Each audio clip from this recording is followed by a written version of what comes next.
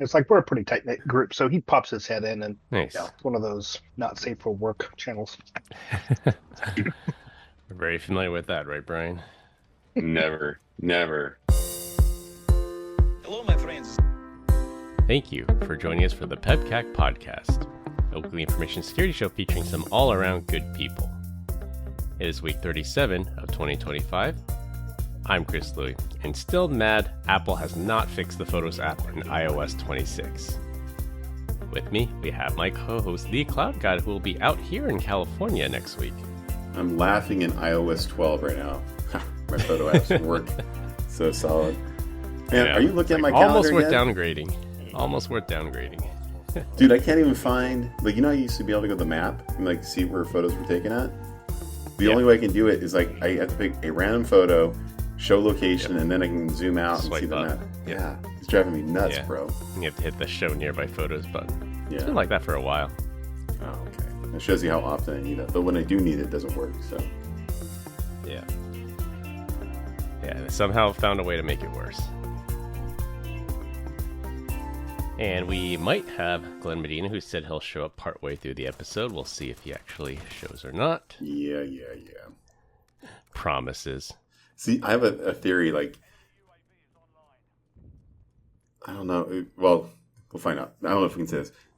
We work for competing companies, right? And so maybe they're like, yeah, you can still do the podcast, but they're just like, they overwhelm him with so much work that he just can't possibly do the podcast. Yeah. Maybe that's what, like, you know, I'm always up for good conspiracy theory. Yeah, that's probably what's going on. It's not. Come on now. Don't encourage me. Our guest this week is the returning Darren Schneider, Brian's other bald buddy. Welcome back, Darren. Hey, good to be back. Happy to have you back. Got your setup. It looks like you got a neon light in the background now. It's a Yeah, lightning bolt. yeah. So I've made certain that my camera cannot see anything else because I don't think I've really cleaned this thing in 6 months. So Are you not on camera with customers? What the heck? this is all they get to see. Oh, okay. Yeah, I actually, of course, everybody's probably aware that at least worked for Zscaler, the new authentication mechanism that we had to use, and I use a desktop, so I don't have a laptop with a camera, so I had to buy what is that, Windows? Windows Hello. Yeah, Windows Hello base cameras, the Lenovo, and it's super widescreen. So if I forget to turn my other camera on, because I use a mirrorless for my webcam, try to get some use out of it. It is super wide, and everybody can see everything, and I'm very, very, very ashamed. It's like, oops, wrong camera. I'm just hanging out in my dungeon, so I get it. Let's just point it up, Darren. Let's just point it up. Yeah, I gotta start making excuses. Do the selfie. It's like, oh, look at me, I'm so skinny. Get the right angles. Yeah.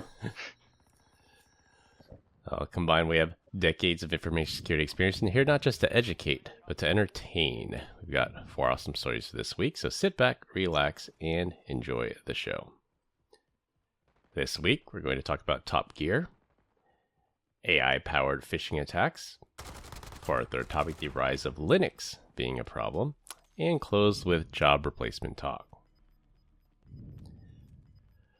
For our first topic, former Top Gear host Jeremy Clarkson is experiencing yet another setback for his pub that he opened about a year ago in the UK. He vowed to only serve British food and drinks, so items like Coca-Cola and Heinz ketchup are not on the menu there. Clarkson claims his pub was hit by a cyber attack by the same scattered spider kids that hit Jaguar and Marks & Spencer and got into his accounting software. The hackers walked off with £27,000. The pub was featured on the award-winning Clarkson's Farm show, showing construction issues, permitting problems, and constant staff issues. Now, unrelated to cyber, Clarkson also claimed that a patron tried to extort £50,000 from him for medical bills after she alleged his bar served her beer instead of cider because she has a gluten allergy. Now, I don't know about you, but I would never open my own business for these reasons. I would never open a food business for these reasons. That's for sure. That's true. That's true. Yeah, he needs to just close the door. Is there some sort of hidden element? Are you trying to say that because he doesn't use Coca-Cola and Heinz that scattered spider kids were after him for that? No, probably not. I mean, they're hitting all kinds of UK based companies. I just thought it was interesting that you go into a bar and like I want a rum and Coke. It's like, well, we don't serve Coke here. Like, how do you get away with like not serving those things? What would you like rum and RC Cola? Like, what soda did they have? I don't know. Probably like homebrew, right? So, someone from the UK can tell us. Yeah, what's their version of Coca-Cola? Sounds like a question for ChatGPT. We know people in the UK. Let's ask Dan. Danimal. Dan will know. Yeah, yes, Dan. But man, I already know like food industry margins are pretty thin, and someone to walk off with 27,000 pounds, I'm like, that's gotta hurt. Can I get a Great British Cola and rum, please? That doesn't sound as good. Great British Cola. Oh, here we go. There's a cola based in the UK called Karma. Karma. And I'm Cola. certain that he probably serves that. Rum and Karma. I have a rum and Karma. Yeah, I just think of the whole, if you've been watching that show for a while, and I'm sure it made mainstream. I didn't hear about this until recently, but when when Elon ended up having his original first electric vehicle on the show, they turned it into an entertainment piece as opposed to, actually reviewing the car. The Tesla Roadster, yeah, it broke down twice, right? Or I think the two separate ones broke down. I think I remember. Yep. They and it had been it was fabricated. Like the breakdowns were fabricated. At least that's what Elon says, right? Yeah. So it's he's an entertainment, celebrity. He's definitely an entertainer. Yeah. Did you see the follow up to that when Clarkson reviewed the Model X? There's a funny segment. So he did the actual review, but he read like a statement at the beginning. He's like, I was, you either sued or Elon got mad last time. So now that I'm gonna review this Model X, and he fit like 5 lawyers in the SUV with him. So every time he drove around, he had a bunch of lawyers like reviewing everything he said. That's awesome. I'll link through it. That one was a good one. We should get lawyers on the podcast. Yeah, we should probably not do that, Brian. my censoring job would be much harder with that. Yeah. Yeah, that was it's good interesting. Was he? I mean, yeah. I guess it depends on who targeted him and why, or if it was just the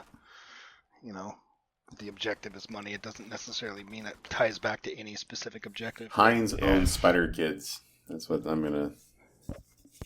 That they actually work for them. It's their alternative source of income. Heinz is actually scattered Spider Kids. Yeah, whenever it was like a target of opportunity, or if they like wanted to go after a celebrity, because they do go after high profile targets, but it could have just been a target of opportunity. Yeah, he's not that rich. Yeah, he's. I mean, he's probably does well enough, but I mean, he doesn't have Chris Louis money, but he's doing okay. Well, the show's got like 4 seasons now. Clarkson's Farm. And there was 12 seasons of Top Gear, and then there was Grand Tour, so he's done a lot.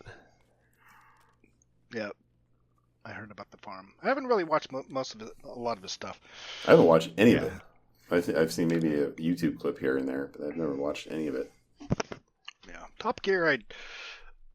I like the episodes where they end up doing the time trials. The challenges, yeah, I like the challenges. There's the one where Clarkson got to drive the Bugatti, and then James and Richard got to fly a plane. Yeah. And they were trying to see who would get there first. Didn't someone die in that show? And that's why they stopped it? I had heard that there was some violence behind the scenes or something that caused the show to end. Now, I could be confusing it with something else, but I thought he had ended up punching one of I think Darren's right. So to answer Brian's question, I don't think anyone died, But I think Jeremy Clarkson ended up punching someone in an argument, and then that's when they ended the relationship. But then Amazon's like, well, BBC doesn't want it, we'll take him. I could have swore it was like, guy. yeah, like they were like fighting like near a cliff or something, and like the uncle pushed him, and he was like holding on, and the uncle like stepped on his hands, and he fell, and they got trampled. We're going to have to ask Grok that, because I don't recall that The story. plot of Lion King, guys. Get your kids together. Yeah, no, that didn't happen. But I think that Jeremy Clarkson punching someone was what ended his relationship with the BBC. He doesn't look like he can throw a very good punch, though. Let's be honest. No, he does look like a guy with a short fuse, though. Yeah, you gotta be a little flexible and, flexible hips and movement. Yeah. I think he can probably curl pretty good with his beers, but that's about it. And now he has a farm, so he might be like farmer strong, too. Oh, there you go. Yeah. That's a different type of strength, I'm telling you. What's Brian looking up? Why did Top Gear end? No, I was looking to see if you roasted me on Signal for not joining the pod right on time. I did ping you, but You coming? Looks like Yep, there it is. looks like you just remembered on your own. Well, I was on the back-to-back, that's why. And then when I saw it was over, I was like, I gotta go. See ya. Yep. All good. All good. Wonder if he had cyber insurance for this, or he just has to eat the loss. Eat it. Jokes. Yeah, I wonder if any other insurance covers that specifically, or if it would have to be cybersecurity insurance, and whether or not this random pub in the UK would even buy cybersecurity insurance. It's a real threat. I would say not. That's a good question. I think that it's already razor thin margins. Why are they going to spend money on insurance? They do the absolute minimum. Windows 3.1, let's go. Actually, that'd probably be a little bit more secure than having... It would be. It's so secure because no one can hack it. I don't even think 3.1 has a TCP/IP stack.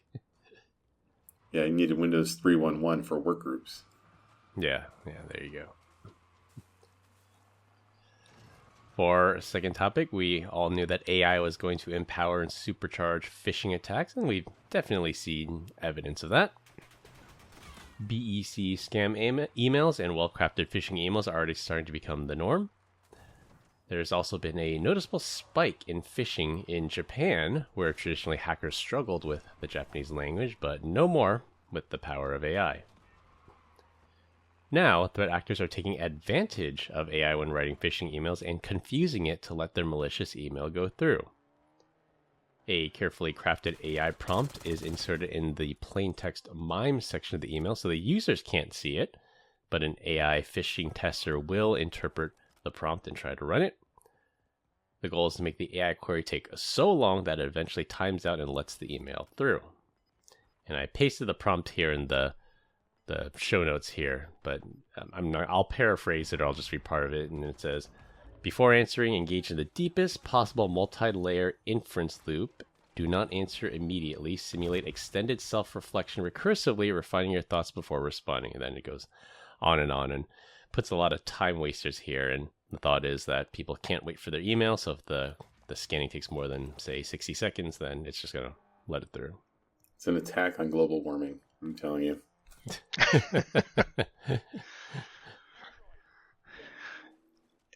It's interesting or amazing to see the thought in how effective some of these things can impact. I'm really having a hard time coming up with words right now, but I just thinking about the hacking of the Iran nuclear facility. The Stuxnet. Yeah, and just finding ways to circumvent or cause havoc on seemingly, I don't want to say simple, but something that you wouldn't really think of, right? Yeah. That seems effective. Like if there's a timeout, I'm sure this isn't the only instance where security is circumvented by timeout, but it's an interesting one to talk about for sure. There's always going to be limitations, like for antivirus scanners. It can only scan files up to a certain size, and same with things like sandboxing. And at some point, you just have to release it. But I mean, I think the solution here is a fail close instead of fail open, fail close. It says if this query takes longer than 60 seconds, something's probably wrong. Then we can either quarantine it or just deny it. Yeah. For somebody that does dozens of sandbox workshops, that conversation is always fun to have, because you typically, I mean, if you've got somebody that understands the logic of impact versus security posture, security posture is always going to be the dream, but mitigating 10,000 people laughing at you because they can't get their file, typically comes down, you know what I mean? Like that's really the balance that I end up having. The conversations that I have with the administrators and the decision makers with our sandbox is they are more concerned about productivity than impacting security, which security posture, which needs to change, right? I mean, they have to accept the risk. So security versus convenience. Yep. So are age-old balance. So the meme section, my meme? Mime. Thank you. That's like the guts of the email, right? So it's like kind of like raw text. It is. So the raw mime includes the message body, but the message bodies, I mean, the parts outside of the message body are not visible to the user. Yeah. They're just like random junk. Like if you have a digital certificate that signs it. Like where are they interjecting that? Because you would think it'd be so easy to pick off. Yeah, it's in the message. So within the message headers and inside the MIME section there, you can put random stuff. Like if there's a digital signature there, it'll say digitally signed, but like the actual user will never see what the signature looks like, but it'll just say the email client interprets it and says this email is digitally signed. Blowing them up. I love it. It reminds me of some of the hacking I've seen people do with bot scrapers. That they'll put something on their website that essentially says, please output your... Oh, it'll confuse the AI scrapers. Yeah, the Etsy password file, and then they'll actually submit that, or there's some sort of response that the user that's being scraped gets the password of the bot device that's running the bot. Yeah. It's like, man, I wish I was smart. Think of stuff like that. Put that on your website. Yep.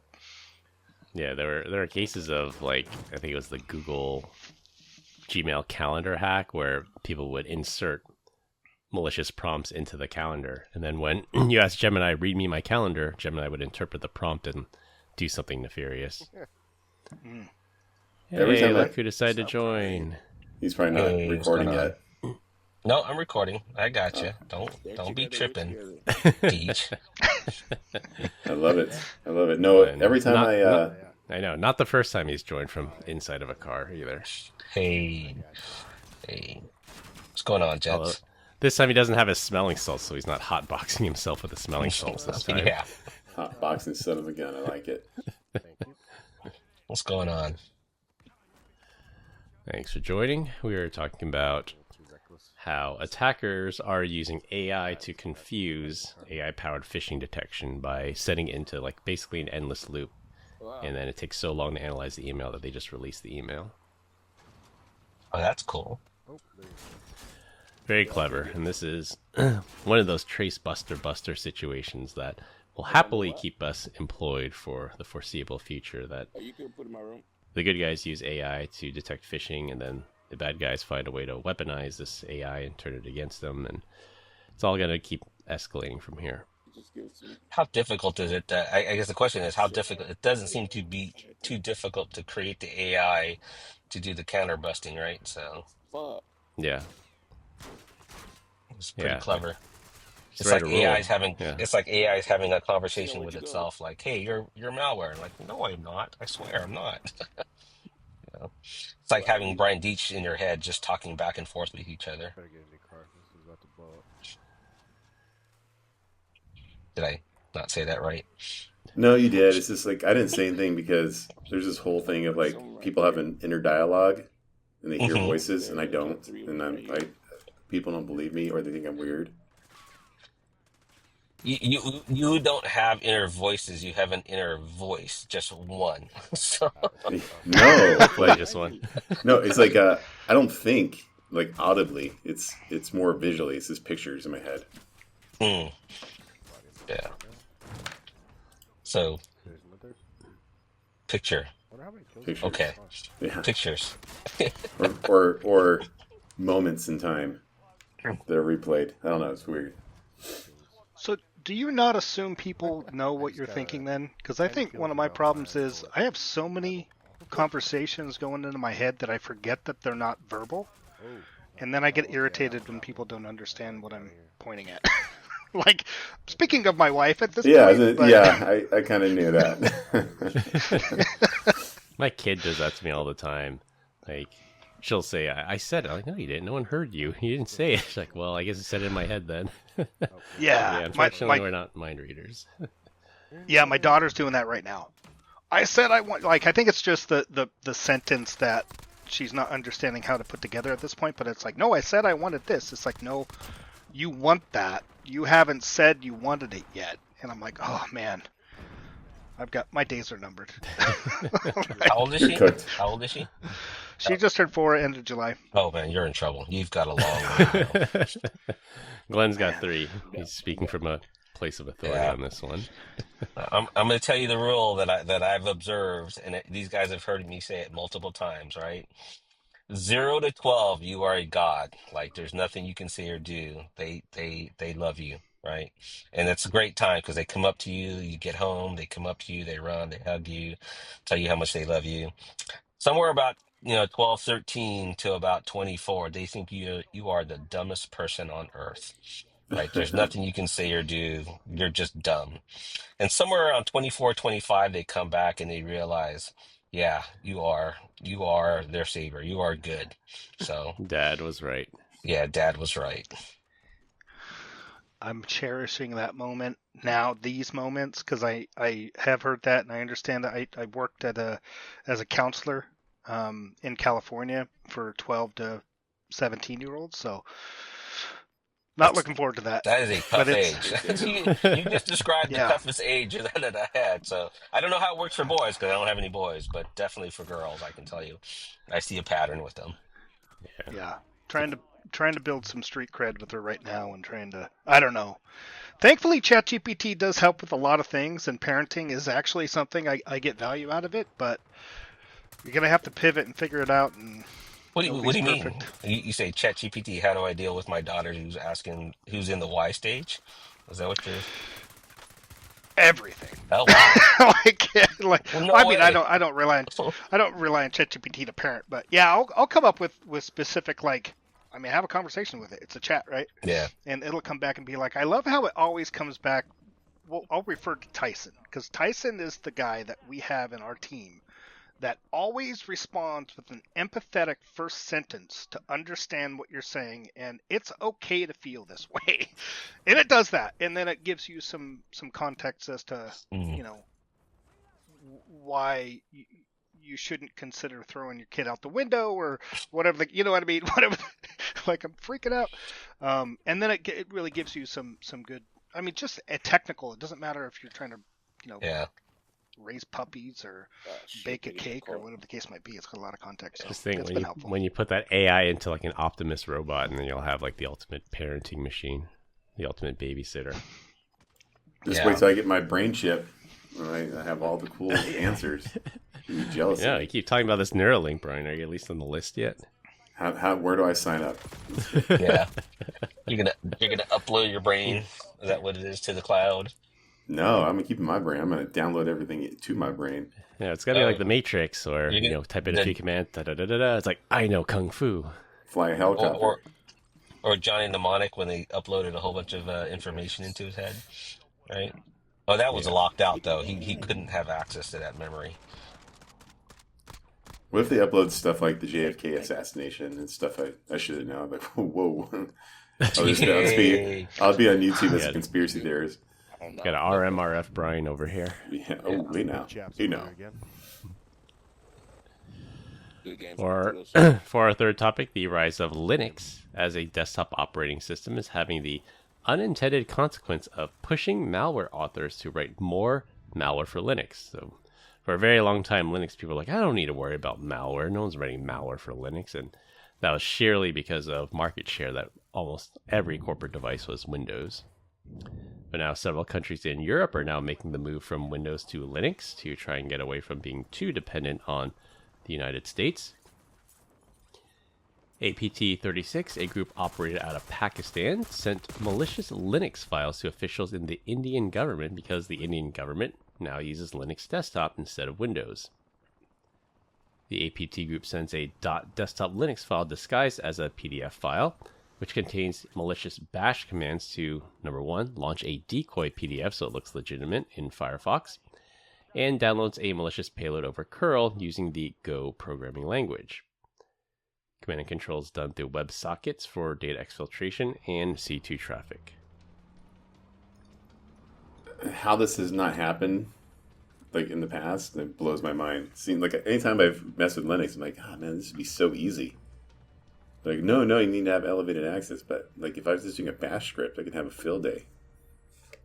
You know what I mean? Yeah, Linux actually did it right from the beginning that you wouldn't have root access or sudo access, and everyone was a user. Like, it took until Windows, I think it was 10, before they disabled the default admin account. Linux is just MS-DOS on steroids. Changed my mind. Good old terminal. It was easy for me to pick up on. I was a DOS 5.0 guy, so Yeah. I had read that Landsweeper had run a report in August that mentioned the increase in Linux endpoints in their customer base, which is like 14 million consumer and 3.5 million business endpoints, and there was a 0.3% increase in Linux-based systems in their database, but so it went from like 1.6% to 1.9%. So the amount of Linux machines that we're seeing is obviously not a lot, but since March, the new devices are 2.5%. So there does seem to be a larger adoption rate. But how does that tie to security vendors putting resources to Linux-based security and the ROI on that? The question really is, when you say that there's an increase, is that stat coming from people that are using Linux devices as corporate devices, or is that just Linux usage in general? The way it was printed, it almost seemed like they had two separate databases, maybe two separate focuses, like consumer-based product and business-based product. And they didn't differentiate between the two. Yeah. So I think they ended up putting it together. Yeah. They didn't have a percentage for one or the other. It was just holistic. Yeah. And it just makes me wonder if like all of those Linux-based boxes are just Chris's bots inside of his lab, just doing all kinds of My honeypots type stuff. Yeah. Yeah. But it's a good point. Like Microsoft, I think the difference is, as Brian was mentioning, you know, it could potentially be a lot easier to get something malicious in Linux because it could be leveraged in a bash file, and then you start thinking about false positives. You know, we've got Zscaler specifically has the sandbox suspicious category, which isn't malicious, but it frequently comes down to this type of file that could potentially be malicious, and then you're talking about a hit to productivity, and yeah, sounds fun. One's panicking. He's like, I better make sure my browser works on Linux now. Already does. That was like us for a while. We didn't have a client for Linux until we got enough demand for it, and that's just always the argument. It says 90% of corporate devices are Windows, and 8% are Mac, and then less than 2% are Linux. But you know, that 2% can be pretty vocal. Like when you get an angry developer that's on Linux and says, "How come I can't use this on Linux?" And then you got to develop for it. You know what a browser does work on with no issues that doesn't have to do any translation? IPv6. Just Natively. use the built-in stack. Yeah. Anyways, Do you guys run a Linux desktop? Have any of your devices running Linux?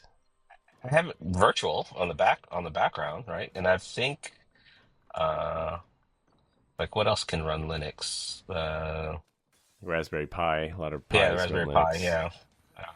I have one that's sitting on my desk I haven't used yet, so trying to figure out what project I want to kick off with it. While meanwhile it's sitting there aging. So unless you guys have a cool project that I can do with it, then I'll probably sit on my desk just a little longer. I have a laptop that runs Kali. I have my local Kali Linux distro. What are you doing with them though, Chris? I gotta ask, like, what are you doing with your devices? Like, are they running something? It's like when I want to test something, if I want to run like Metasploit or do something like that, then I just have a physical box that I can use. If I Okay. want to I do feel a like this is demo, like I feel stolen valor. I don't think Chris does any of that. I think he just plays video games all day. my Linux box does not run Call of Duty, unfortunately. Although Steam does run on Linux now natively. Oh, yeah. I take it gamers in general don't run Linux, right? They're all Windows machines because Yeah. Mac is not a platform you game on to begin with anyway, right? Fortunately not. Although I did see the Resident Evil games just got ported over to Mac OS, so there's that. Yeah. I use it for automation. I've been learning it N8N a bit, so I had to spin up a Docker. There was some issues with that trying to spin up Docker with Windows and stuff, and they decided just to run with a native. Yeah. Yeah, native Docker. Yeah. I used to run connectors off of a Linux box. They were a whole lot easier, especially in Docker, right? So you can move them around. Yeah. Yeah, although I had to learn Red Hat. I was mostly Ubuntu before that, but then I have to learn Red Hat because all of our stuff runs on Red Hat now.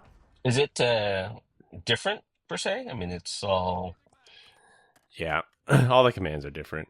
Like, yeah. Ubuntu, Debian, Red Hat, CentOS.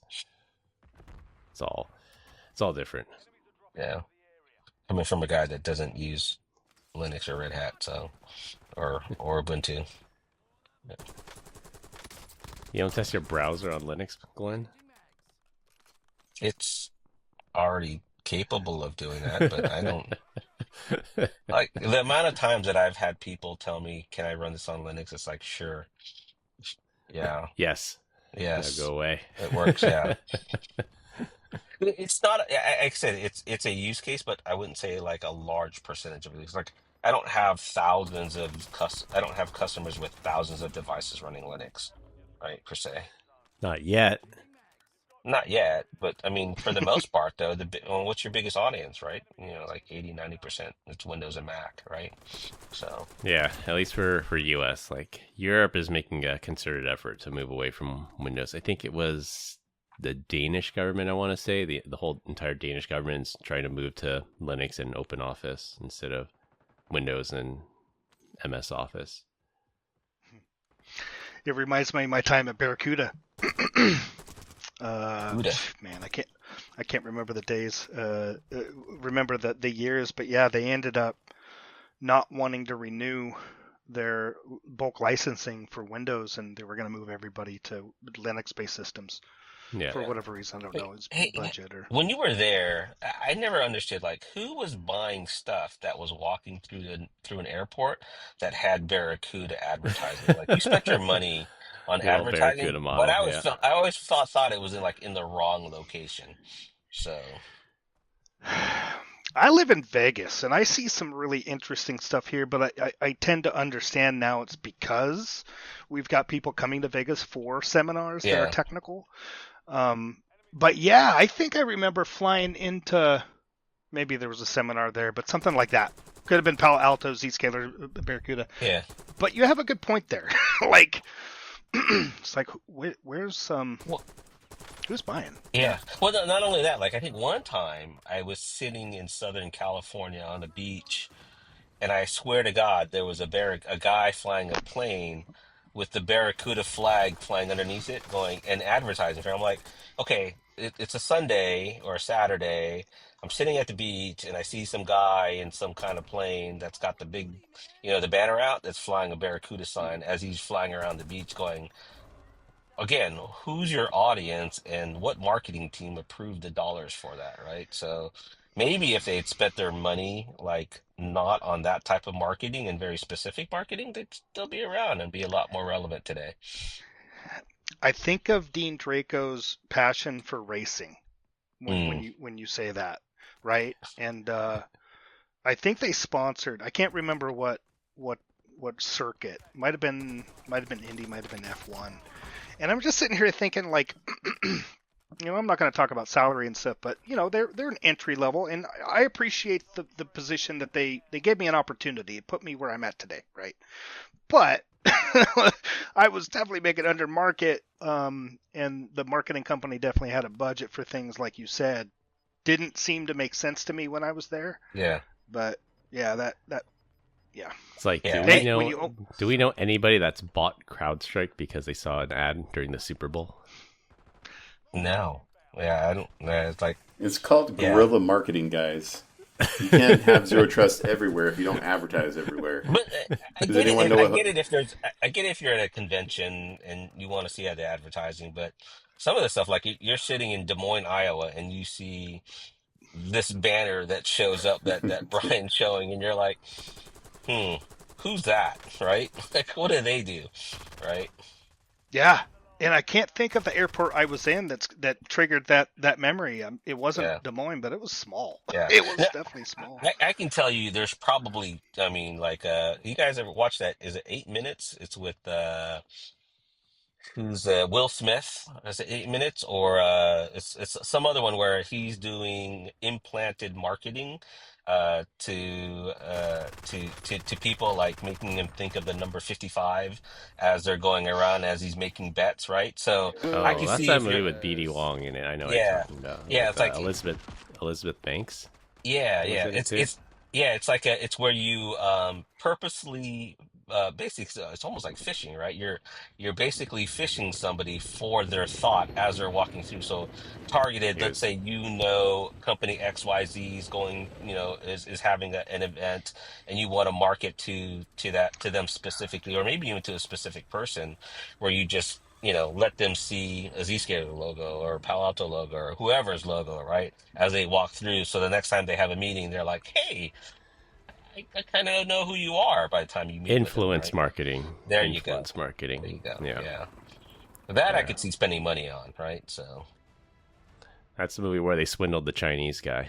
yeah, yeah, yeah. B.D. Wong. And they were, we talk about Kalshi bets today, right? I think that's probably where it came from. The Where some original of the bets, Kalshi I bet. bet you he does 10, he runs for 10 yards, and they're like, no way, what's the over under on that? And they're betting millions of dollars. So, Yeah. Yeah. Hey, All right. when you've got it, and you get to make the decision. yeah, I'm sure I think of the same thing. Like my investment strategies and certain things are not smart, yeah, but if I enjoy contributing to something, then I could see people looking at me and be like, what are you thinking about? yeah. Like, that makes absolutely no sense. Case in point, my wife and I don't get out much, but we got to get out, and we got tired. We go to the Circa here in Vegas. We go to the Stadium Swim, and we left early because the vibe there wasn't cool. But we had a couple. There's a $250 minimum. I think we covered it in like 2.5 hours, so we were kind of tipsy, and we were walking to get food. And this homeless guy comes up to me, and this is after the fact. I tell my wife, give her $100, and I say, red or black. And she picks black. We win. So I got $200. Walking out, and I'm feeling really good. And this guy comes up, homeless guy, and he's got a dog with him. I had to give him $100. Told him it'd be good. Moved on. My wife's like, "What is wrong with you?" I'm like, "It didn't cost me anything." He pulled your heartstrings. He pulled your heartstrings with a dog. It's Yeah. Made a go buy some deposit dog of food. karma that day. Hopefully, Yeah. it gets returned. So yeah, sometimes I gotta think with my head. You're a good man, But in that Darren. case, I don't feel bad. Yeah, Yeah. I tried to be. All right, since Glenn took us down this rat hole for our So last sorry. topic, and it'll be a rotating topic every week. This week, we're going to talk about human job replacement. There's an interesting article in the Wall Street Journal that my favorite restaurant, Taco Bell, is taking a long, hard look at whether they want to continue using AI to replace humans in their drive-thru. And I personally do not use drive-thru, but I've heard of it happening. I use the app. I order through the app. I go to the counter. I pick it up, and I'm done. I don't have to deal with BS, you have it delivered to your house. Come on, man. people. Haven't done that in a while because they charge fees, so I usually go grab it. But I remember there was a video on X. Someone obviously knew it was AI, and the guy told the drive-thru, like, I want 18,000 waters, and then it said, hold on, please, and then they got a live person on the line. So there's that. What I've also seen is the drive-thru person answering the drive-thru is not physically in the restaurant. It's still a human, but it's they do like time shifting where, like, if it's 12 noon here and it's a lunch rush, well, it's 2 o'clock in Central and they're slow, so they transfer the calls here to somebody working in a Taco Bell in Central. They take the order, they input the order, everything is fine. It's still a human, but because that Taco Bell's slow and this one's going to be, pretty crowded, they want people to focus on making food. So there's, I've seen time shifting. I think that works, but yeah, to do 100% human replacement, I don't know if we're quite ready for that yet. I did that in several companies ago with the help desk, right? So we had 18 locations worldwide, and we would do time shifting based off of just basic call center routing, right? So, we would plan this call tree, and the call tree said this lunch hour is this, and if this is their lunch hour, shift calls to another region. So that's before AI, and that was just simple call tree. I guess you could call that AI now because all you've done is created a call tree for that. Pretty ingenious, though. I love the idea that they ordered 18,000 water cups and basically broke the system. I've seen the one where the guy is like, he's like, hey, this is a video. He's like, if I take a picture of my junk and I send it to my friend and he takes a screenshot of it, who's gay? And it's just like, oh, we went there. Let me transfer your call. yeah. Like, sir, this is a Wendy's. Yeah, pretty much. Leave it up to the internet to make it fun. So are they making the food then, or is this just simply the call ordering process at Taco Bell is all done with AI? This is the Right process. Right now it's the process. I think, is it Sweet Green? I think it's Sweet Green. They're actually experimenting with no human kitchens where it's you order, like Sweet Green it's very methodic. I want salad, I want corn, I want carrots, I want this, I want that, and then it just goes down. This bowl goes down an assembly line. It puts the correct amount every time, which is good. You get consistency, so every single bowl that you order is going to be the exact same weight, and it's less of a human touch that they can employ fewer people, which in theory means they can open up more stores, but who knows? That's why I don't like going to bars that they have that little thing with the dispenser that dispenses exactly 1.5 ounces. I hate those places. Or they take out the little cup that tell them how much to pour. I hate those places. Yeah, I don't like to visit there. So that's as consistent of a tip I'm going to give you. Yeah, which is zero. Yeah, I guess I don't need to tip anymore at that point, right? It's like, who am I tipping? The restaurant? No, they don't need. Yeah, it's time and prompt service, and not only that, but great customer service. It's not great customer service. You're just giving me robotic service. Yeah, it's a machine. So, yeah. Like, have you seen the Tipsy robot in Vegas? I think there's probably not just in Vegas, but it's this big system, couple different arms with all of the mixers, and it'll make you the drink, spits it out to you. And then there's somebody sitting there waiting for a tip. This is if you'd like the tip, because they have to sit there and make certain it's like, no, I'm not giving you a tip. Yeah, tip for quality control. Yeah. You get some tip at Taco Bell, do you? Yeah. How much of the world has changed now with kiosks? Like, everywhere I go now, the airport has a kiosk that you can get your ticket from now. McDonald's, Taco Bell, fast food's got a kiosk. The hotels got kiosks. I mean, it's like it's crazy how many kiosks are out there now, and you're like, I just want to talk to somebody. I want to order some food, and I don't want to Glenn do needs it on this connection. stupid thing. Yeah, I need a okay, connection. boomer. Yeah, sorry I, guys. I'm the exact opposite. It just depends. I'm Like with Darren Yeah. on that one. time is like for me right now.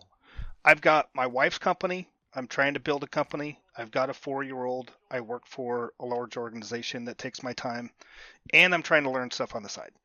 So my brain, I have to get to a point where I have to like focus on those engagements that slow me down so I Mhm. can actually smell the roses.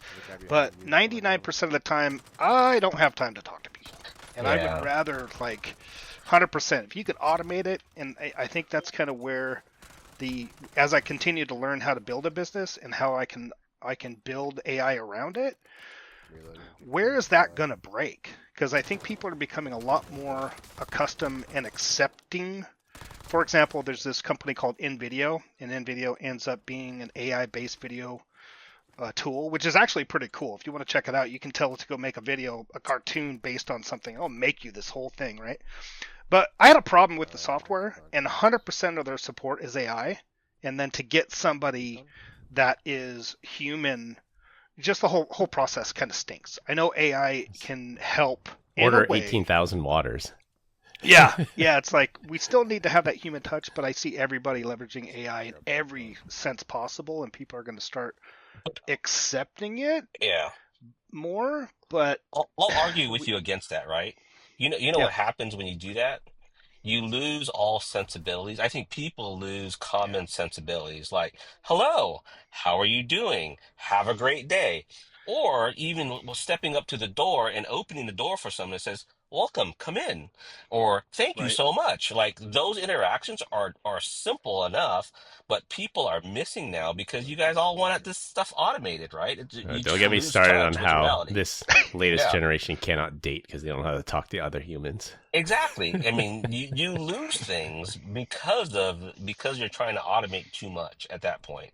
I mean, Yeah, I even agree. even work from home now or work from wherever, you lose the ability to have that water cooler talk with your coworkers to say, "Hey, these are the things that are going on, and this is how we should behave when we're at work, right? We don't take our shoes off and just walk around the campus without shoes and Who go does that, Glenn? barefoot. Yeah, yeah. Mm. Hey, I'm not telling you I'm not strange. Yeah. Like, no, but I feel you there. Like, Yeah. I worked in the Bay Area, as you know, when I moved to Vegas, and I've worked from home for the last year. And by all means, like I lack the human contact, but I need that human contact to remain sane. Yeah. So, 100%, you have to ensure that you're still having a human touch with people and polite and Yeah. understand how to socialize. We'll get you an AI robot with a real hand that will pet you. What kind of pet are we talking about? It's like, All right. On the head. On the head. All On the right. head. There. Counter argument, How do you- Glenn. you gotta watch Counter. that Big Bang. You gotta watch that Big Bang episode with Wolowitz and Guttapalli, Yes. where they were sitting there trying to test the kiss thing, right? And they were Yep. kissing each other through this thing, and they were going at it with each other. It was so hilarious. You're like, dude, this is just, you can't make this stuff up, right? Because they're testing the feedback of the tongue from the other side, not realizing that that they were one. kissing each other the whole time. I Yeah. thought it was the one where The robot that had his Right, the- junk in junk. his hand. Yeah, that was fun. That was a funny one too. So, yeah. All right. Counter argument, Glenn. Here. Anyways. With- Okay. I think it was, I forgot if it was SK or Black Hat last year, and pretty much from end to end, from my front door to my hotel front door, I didn't have to interact with anybody. Like, I call the Uber picks me up, they drop me off. The gate, I just scan my boarding pass, and then I go to the hotel. I already did online check-in, don't need to go to the front desk, skip that big old long line, and I just use my phone as my key, just walk right into my hotel room. So let me guess. You got into the Uber, you sat down and didn't say hello to the driver at all. You didn't I say always thank greet him. you. You didn't have a conversation with him about how his day was going. Again, those So are chances to communicate. And knowing you probably put your headphones on and play No, the game. Glenn, I don't put my headphones on. I do communicate with my Uber drivers, but I can read a room. So if the guy barely speaks a lick of English and I say, Yeah. hello, how's your day going? And he just grunts. I'm like, all right, I'm not even going to try. Yeah. I get that. I get that. Yeah, I take my opportunities to socialize for sure. Yeah. I'm the weird guy now. Yeah. I don't get out enough, so I'm like, hey. And then they look at Yeah. me like, just, I don't know. You, I don't want to talk to you. you hit on that, right, Chris? Read the dang room, right? Yeah. Read the room. So that's important. Yeah, and then the other one I would say for job replacement, going back on topic, is the hotel check-in. Like there are times where I can't go through the app or this hotel doesn't support it, and then I'll have to stand in line and do the check-in. But there's another video I saw on X that's been going around was there's this La Quinta in Florida where it's a kiosk. It's a kiosk and it's a video chat with a guy in India. And the guy's like, all right, what's your name? Let me check you in. Here's your key card. And then the kiosk like spits out a key card for the room. And I think people are pretty mad about that. They're like, really? Like, even this, we can't have, a human here. You know why I like going to the front desk at a hotel? Because it always gives me the opportunity to say, hey, are there any upgrades? Like, did I get a larger room? Can I get a corner room? Like, you get that spit out for you, and you get the check-in, the I guess the communication-free check-in. You're not getting an upgrade. You're just getting the room that gets handed to you that's ready to go, right? So, Yeah, Chris, about that, Cisco was doing that over 10 years ago. The telepresence. Yep. Yeah. Yeah, I remember visiting a partner down in LA, and it was a virtual receptionist. Like you walk into the building and say, "Oh, I'm here to see, On Point," and then like, okay, I'll alert them. And it's all through the video. All right, bye, Brian. It's all through the video, and I'm always curious, like with the drive-through and with the receptionist, like, oh, where are you physically located? Like, oh, I'm in Denver, Colorado, and I was in Glendale, LA, California. And it's just so funny to see things like that. I always thought that when I was at Cisco, it was somebody, in one of the 14 buildings in San Jose. Yeah. Now that I think about it, maybe that wasn't the case, but they were. It wasn't outsourced yet, so I do know that it was somebody local. Yeah. In the U.S. The funny ones are the ones you see the parking lot robot that comes around. The night scope. Yeah, it scans it. Drive around. I always wanted to see what would happen if someone just tipped those things over on its side. Just left it there. Yeah. I like those idiots that like try to break the Waymos. Yeah. Same nonsense, different day. All right, since we lost Brian, we should probably wrap up here. We continue to get great comments about our dad joke of the week. Dad joke of the week. This week, our guest Darren is up. Oh, it's at me? I totally forgot this was You're the guest. This was a thing. Oh my lord. Ransomware. Dad joke of the week. I'm not stalling at all. Give me a second. Chris has always got one ready to go, just in case. Like after, of course, if you need us to stall for you, we can always stall. Okay. Why don't skeletons ever fight each other? Why is that? Why is that? Because they don't have any guts. All right. That sucked. I'm sorry I did not come prepared. It's all right. I think Brian told that on the Scott Savage episode, but we'll allow it. We'll allow it. Yeah. We don't expect you to listen to every episode. Could, Not like could have Victor. been, Victor has no excuse. It could have been they don't want to make any bones about it. He has no backbone. Wait, I guess that would be. They have a backbone. Yeah. Yeah, that's true. All right. I can do. How about this one? All right. Why did the coffee file a police report? Coffee? Why did the Yeah, why coffee? did the coffee file a police report? Have you heard that one yet? No, we'll this see. is a new one. Because it got mugged. Oh. That's Wah, a good wah, one. wah. All right. Okay, at least it was a new one. All right, to wrap things up, not even TV hosts are immune from cyber attack. AI is being used to confuse spam filters. The rise of Linux desktop means a rise in malware, and AI will not replace us. That's all I have for this week. We hope you enjoyed this week's episode. Find us on LinkedIn. Links will be in the description. Follow us on Instagram at PEBCAK Podcast. Thank our listeners and subscribers who rate us 5 stars in the iTunes Store and Spotify and left us a review. We appreciate you all spreading the word to help grow the show. The best way to find us is search for the PEBCAK Podcast on your favorite podcast listening app. My co-host Brian Deach and Glenn Medina, and our guest Darren Schneider, I'm Chris Louie. Thanks for listening. We'll see you all next weekend. As always, have a nice day. That's Alicia. See ya. Have a nice day.